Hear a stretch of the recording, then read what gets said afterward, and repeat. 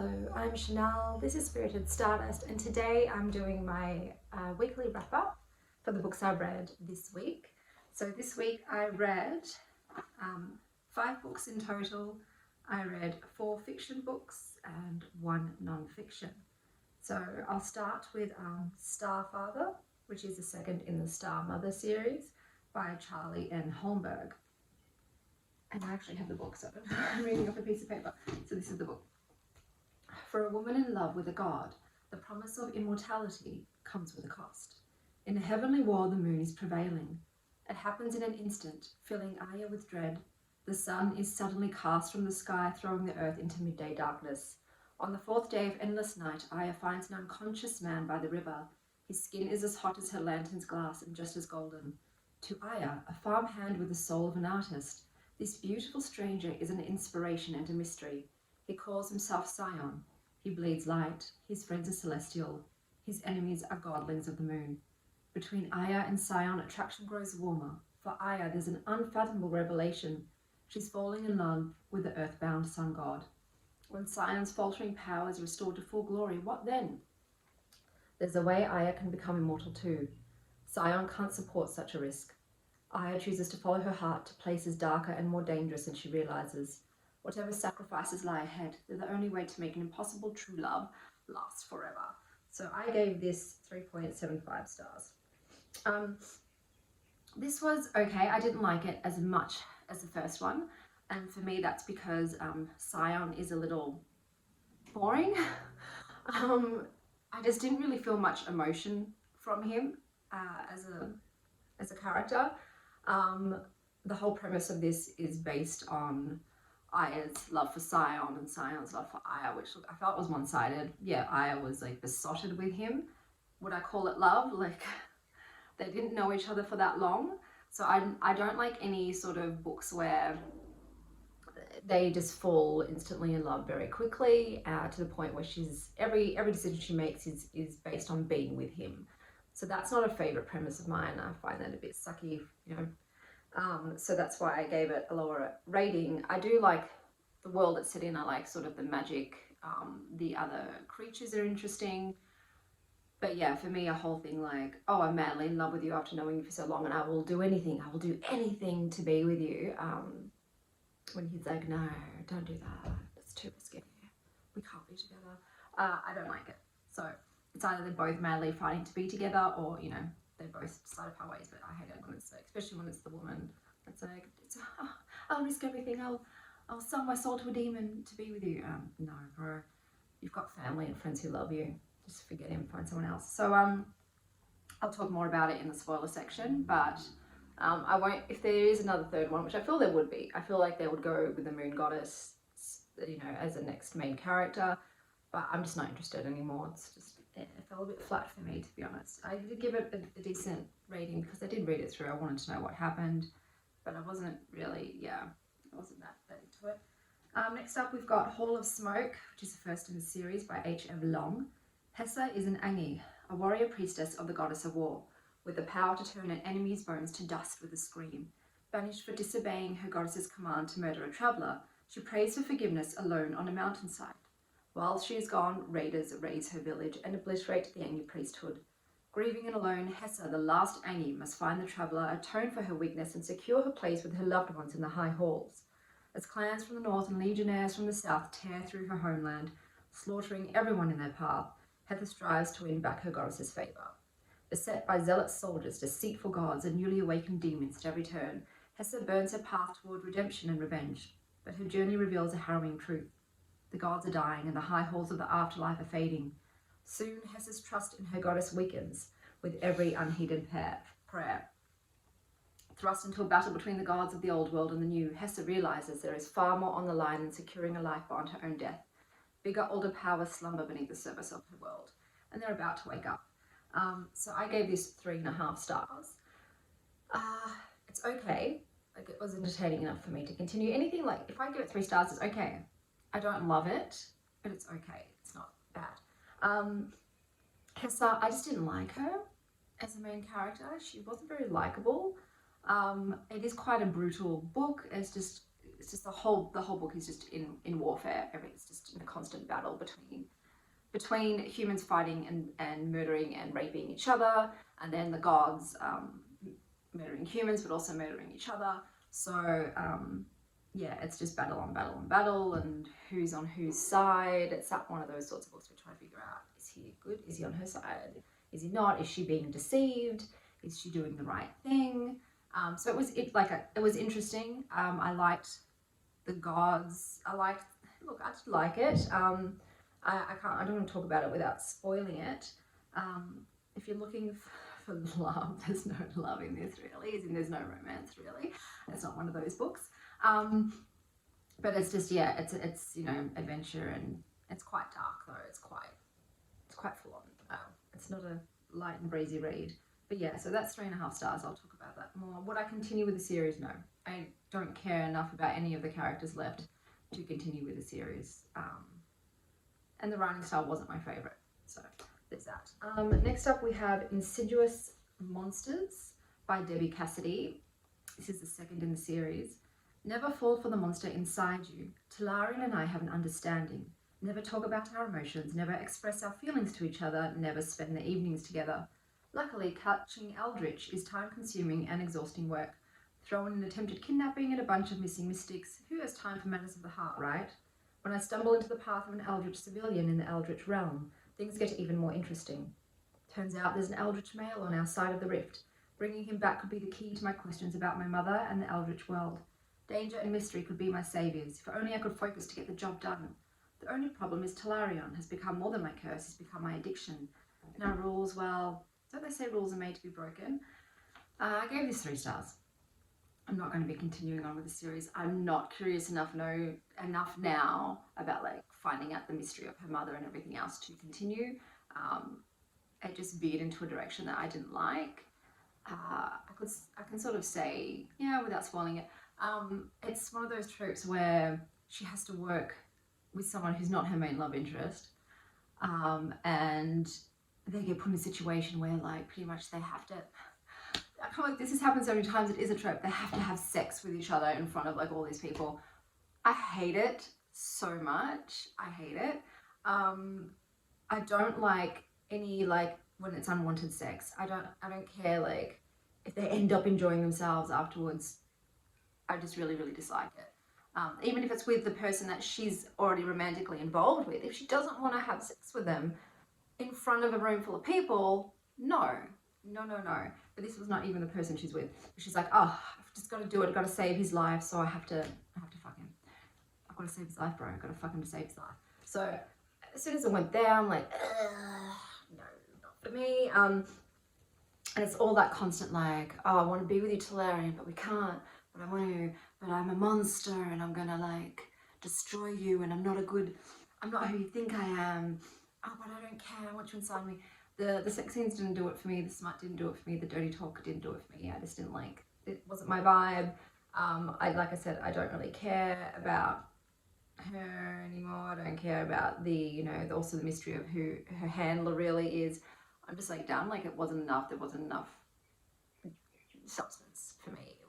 It's turning more into that like raunchy, smutty paranormal, which is fine, but that's not what I'm wanting right now. So I'm not going to bother reading more in that series. Then we've got the non-fiction, which for me, oh no, I've got another fiction. What am I doing? What Souls Are Made Of. So I watched your eyes close, your breath go easy. I thought, oh Kathy, we must have been made for each other. Maybe not on purpose. Don't know if I believe God's as kind or as cruel to do something like that. But the world wounded us both, maybe long before we were born. And whatever wounds we had, they shaped us to fit each other. I put my fingers through yours. Even sleeping, you held me so tight, your nails left marks. We were both wounded and wild. Before you met the Lintons, you didn't pretend we weren't. But after you were different. Me still ragged, dirty, alone, and you, perfect. But you were always perfect to me, Kathy. Now you're perfect to everyone else. So this was in a book box. I'm going to be honest with you. I have not liked a single book box I've tried. There's a few more coming, but I think, nah, they're not for me. This is a retelling, a Wuthering Heights remix. So I like Wuthering Heights. Look, I haven't read it in eons, but I read it so many times as a teenager, and I think in my early 20s I reread it, and I still enjoyed it.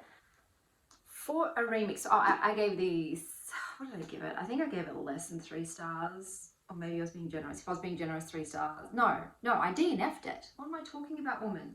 I read like 96 pages, which is about a third of the book. I kept trying. Normally, you know, I like to DNF after 50, but I kept going. So for me, a retelling needs to be better written, or it needs to have really interesting spins on the original, like an interesting addition. It has to have something that's not just a poorly, you know, reworked version. For me, this didn't add anything to Wuthering Heights. I really didn't like the storytelling. I didn't like the Heathcliff in this at all. Or the Kath. I didn't like anybody. So yeah, I DNF'd it after 96 pages. And it is what it is. So yeah, that was this one. DNF'd. Okay, so next up we've got the nonfiction, which is The Life-Changing Magic of Tidying Up, the Japanese Art of Decluttering and Organizing by Marie Kondo. Despite constant efforts to declutter your home, do papers still accumulate like snowdrifts and clothes pile up like a tangled mess of noodles? Japanese cleaning consultant Marie Kondo takes tidying to a whole new level, promising that if you properly simplify and organize your home once, you'll never have to do it again. Most methods advocate a room-by-room or little-by-little approach, which doom you to pick away at your piles of stuff forever. The KonMari method, with its revolutionary category-by-category system, leads to lasting results. In fact, none of Kondo's clients have ever lapsed. With detailed guidance for determining which items in your house spark joy, his bestseller, blah, blah, blah. So, hey, Sylv, this is a reread for me. This is a book that I keep. I have read it so many times. Every time I feel like I need to declutter, I need to change the energy in my home, I read this. This is so motivational and inspiring to me. It just infuses me with vim and vigor to get the job done. And I see my things again in a new light. I have a greater appreciation for my belongings. Once again, it's something I find like a human condition. You might change and do all these things, and then over time, you sort of go back to your old ways. It's very hard to stay in the momentum, to stay with the passion and the motivation. So that's why I keep it in my possessions, so that when I feel like I've noticed the clutter is starting to creep up, I'm starting to mindlessly purchase, I read this and I'm reminded of like the, you know, raison d'etre for everything in my home. So this is just a beautiful book. I've always been someone who likes to organize and declutter. It wasn't until this that I really just cut to the core of it. There were so many times where there's so many things that I kept that I thought I'd done a good job decluttering, but then after reading this, I'm like, I don't need this. Thank you. Off you go. It's just, I know everyone is very familiar with it. Does it spark joy? But really, it is revolutionary. It was just such, especially for someone like me who does feel like an innate spirit in things, actually touching the objects and saying to myself, does this spark joy? I had to be honest with myself. It's like, no, I love it. It's pretty. It's gorgeous, or it was expensive, or it was a gift, or all these other reasons, but it doesn't spark joy in me. Off you go. Let me send you out into the world of, you know, spread your energy elsewhere to someone who needs it, and so it allows, you know, news to come in. But the big thing for me too, like I always had difficulty re-gifting or re-homing items that were given to me as presents. So I will keep everything that everybody gave me, even if it wasn't my taste, even if I didn't like it, if I didn't use it, because it was a gift. But after that, I thought, no, the intention was with the giving. It's not, if I give away the gift, I've lost the intention that the person gave me, the energy they gave me of love and appreciation and thinking of you. No, that stays with me forever. So yeah, and then I can give it to someone else who I think would enjoy it. And it doesn't bother me too. If I buy things for people and they re-gift them, good man. Like, your house is not a storage container for things you don't use or want. Please, like, move it on, keep that energy flowing. No item wants to just be stored away on a shelf somewhere, never to see the light of day again. It also reminds me of Toy Story. You know, toys are meant to be played with. Items are meant to be used, they're meant to be appreciated, they're meant to be touched. It was a big thing of, you know, using the good shit. You know, like, we save the good shit. We're like, oh, this is too good to wear, you know, on a not special occasion. This has a special occasion things only. Dude, they never get used. It doesn't happen like that. So I now have like handmade mugs that I love and adore, and I use them on the daily. I, you know, put my special clothes on, even if I'm just going to the supermarket. Bring that stuff out. You're going to be dead one day. You're going to die. And there's going to be all this stuff that you just never used while you were alive. Like, what was the point of it? Things are made to be enjoyed. So yeah, this is, I can't praise this enough. Just the way it shifts your mindset. I, you know, see my home now as a being that wants to protect and love me, and therefore I want to keep it tidy and neat and fill it with things that bring me joy. And everywhere I look in my home, I want to see items that, like, yeah, spark joy.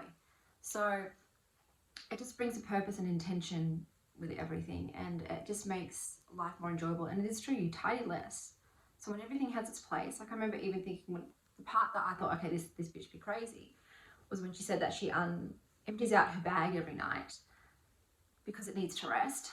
And like, I was like, okay, I get the idea of it. I thought, I'm packing my bag all the time. So I don't do it. Look, I'm going to be honest, I don't do it every day. My like mum bag is filled to the brim with wet wipes and everything else. But every week I do go through it, I empty it out, because things do just find their way in there. You'll find receipts in there, or a note for the shopping, or you know, a pen that's run out of ink. Stuff does accumulate, so that way at least every week I freshen it out. And it's like sort of ties in with feng shui as well, where you keep the energy from getting stagnant.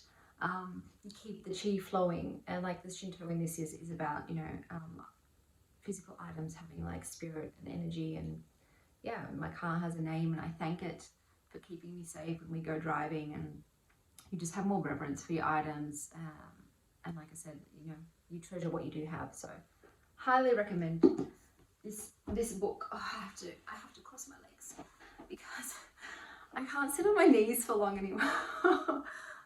Showing my age. For the children's corner, we've got Pig the Elf. Now, this is part of a series. I'm like spruiking the series. So this is, I'll just read this one. Santa was coming, 'twas bigger than big. No one loves Christmas more than Pig. And the world's greediest pug will stay up all night to get his presents.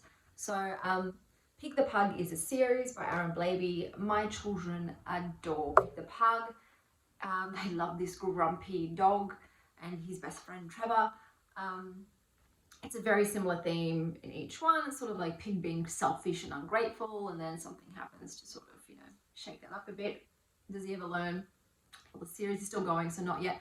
But all of them, yeah, it's funny. It makes my kids laugh. It's a very easy read. They rhyme. I'll show you the illustrations. So this pig the pug he's maniacal, bro. He is a character. So that's a fun kids read. So I'm going to go on to the spoiler section now. If you'd like to leave me here, have a great rest of your day.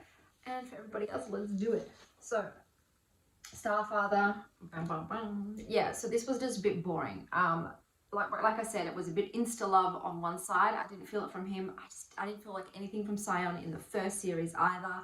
I just don't like the dude. Saying something because I love the son. But yeah, her leaving everything, and like, she not only put herself at risk, she put her cousin at risk. Like, her cousin came with her. She needed help.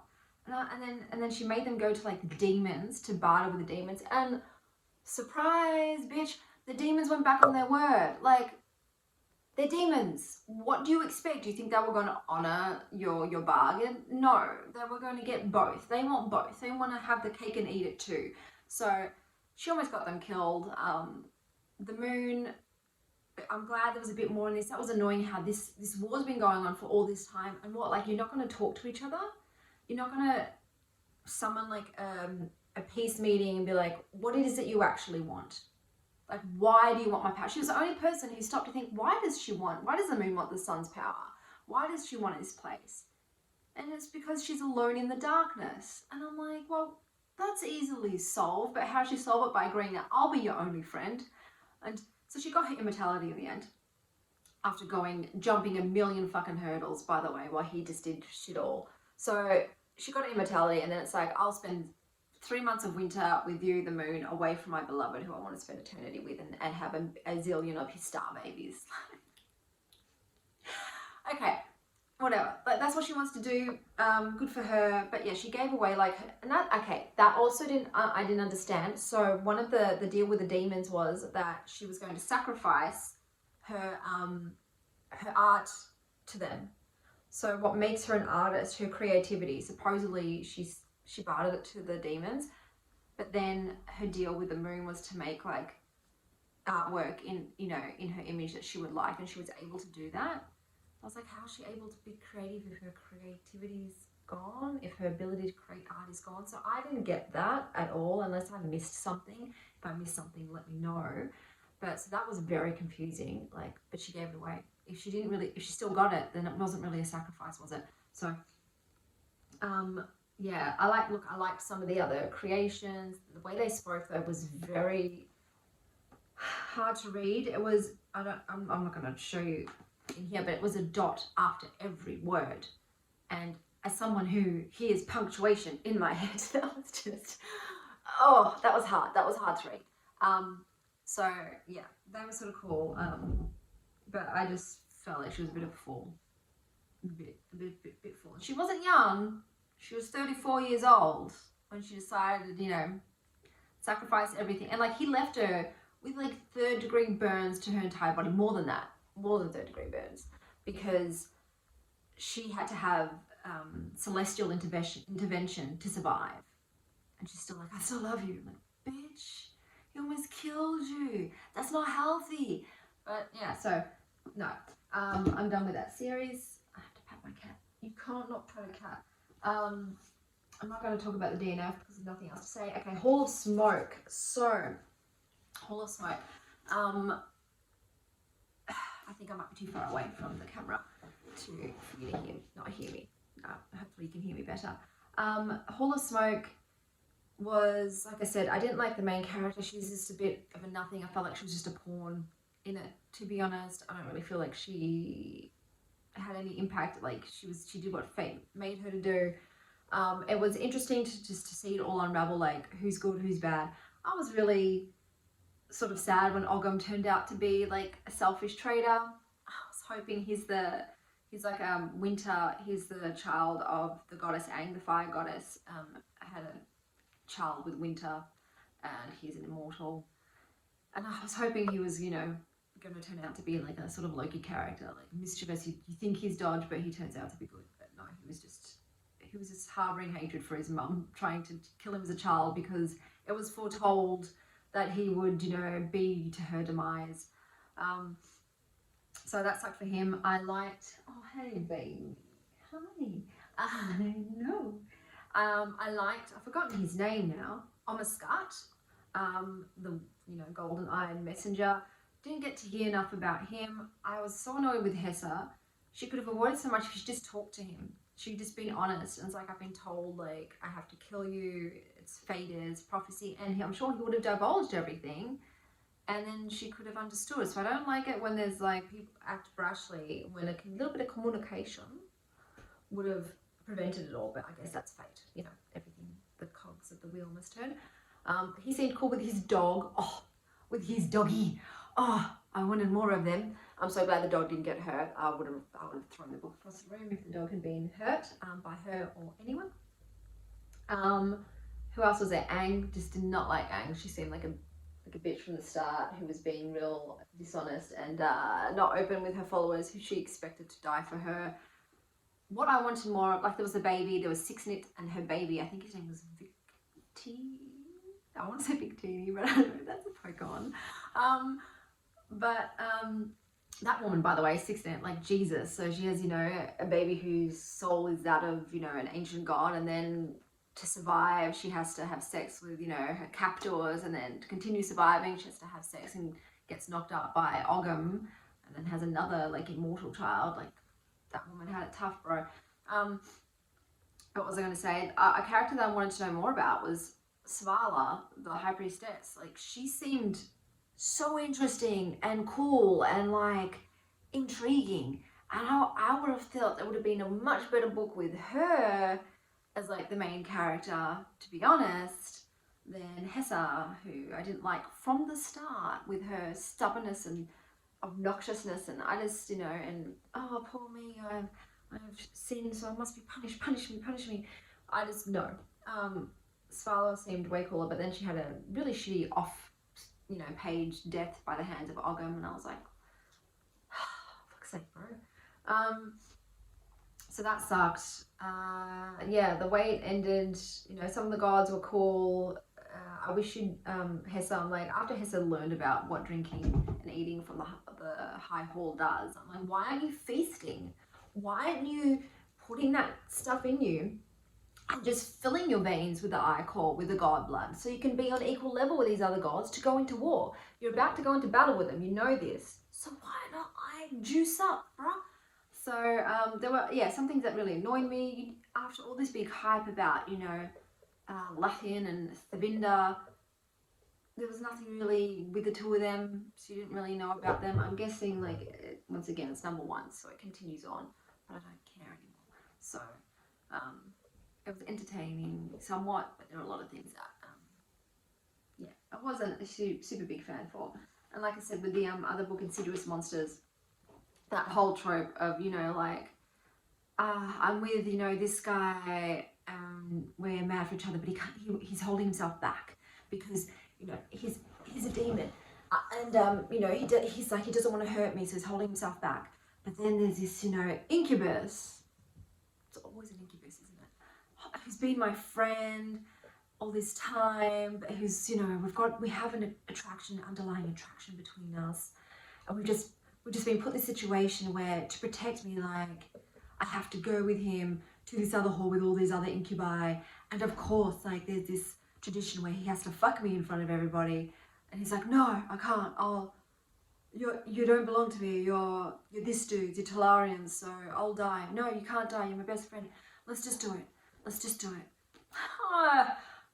It doesn't do anything for me at all. Then of course, I was like, sometimes they do go through with it. This time Talarian came in and broke it up, like, she's mine, how dare you, and it's just like, boring.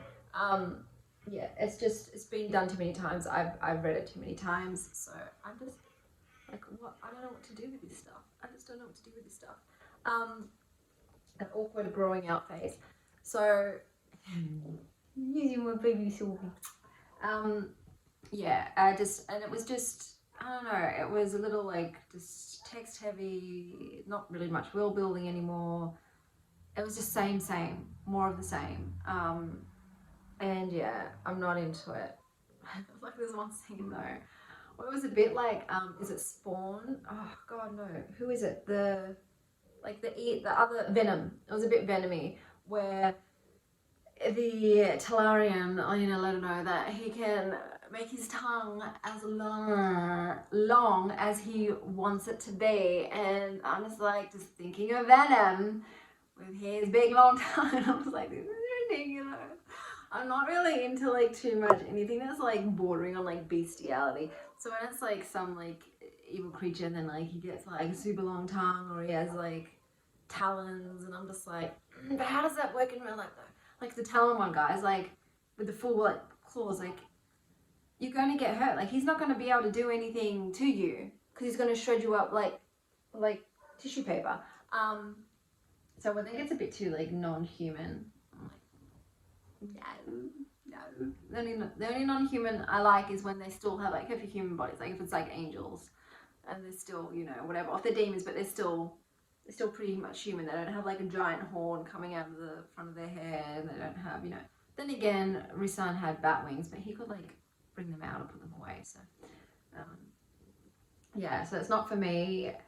I'm sort of leaning away. I used to like this, you know, sort of paranormal smut, but I need more substance these days. I need more of a story, more of a plot, more character development, more build up, more angst.